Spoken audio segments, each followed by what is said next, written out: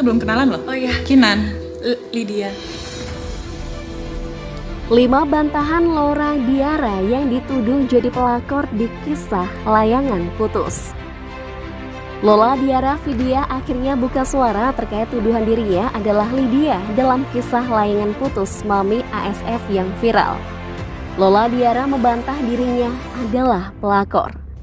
Dalam kisah layangan putus versi Mami ASF yang viral pada 2019, dikatakan rumah tangganya hancur karena kehadiran orang ketiga.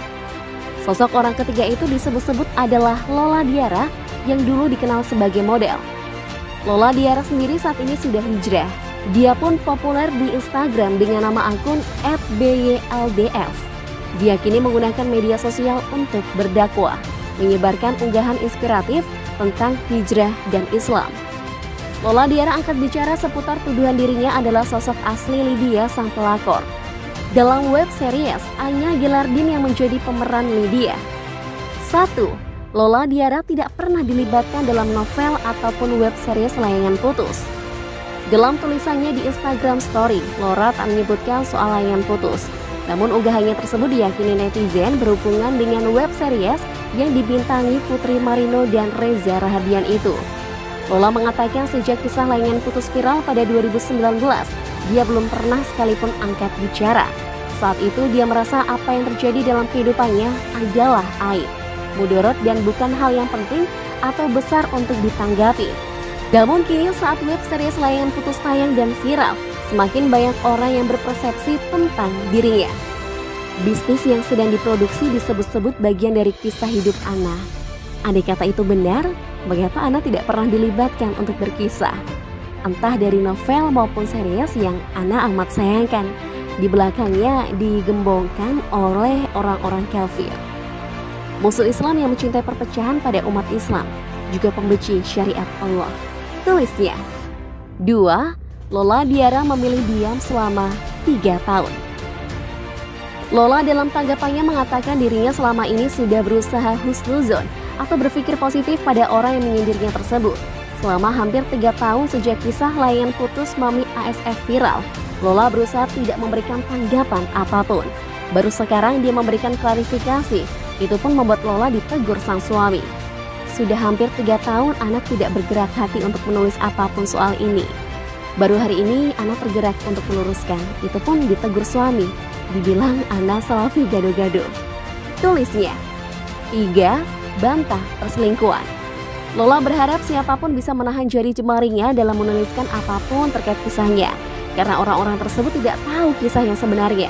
Dia pun menegaskan tidak pernah terjadi perselingkuhan seperti yang dimuat dalam web series layangan putus.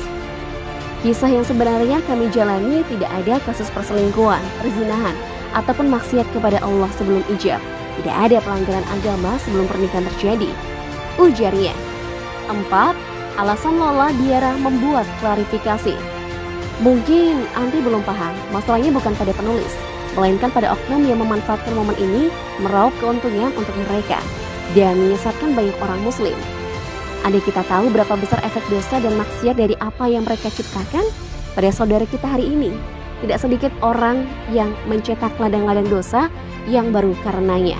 Andai kata itu terjadi pada diri Anti, mampukah Anti menahan diri? Tulis Lola Diara. 5. Lola Diara dan suami sudah move on. Lola Diara menulis di Instagram Story bahwa dia, suami, dan wanita yang diduga adalah Mami ASF sudah move on sejak 2019. Namun pada 2021 ini, saat web series layangan putus tayang dan viral, mereka kembali diingatkan akan kisah rumah tangga terdahulu. Naam, kami sudah move on sejak 2019. Hubungan kami membaik dan tahun 2021 kami diingatkan kembali. Subhanallah.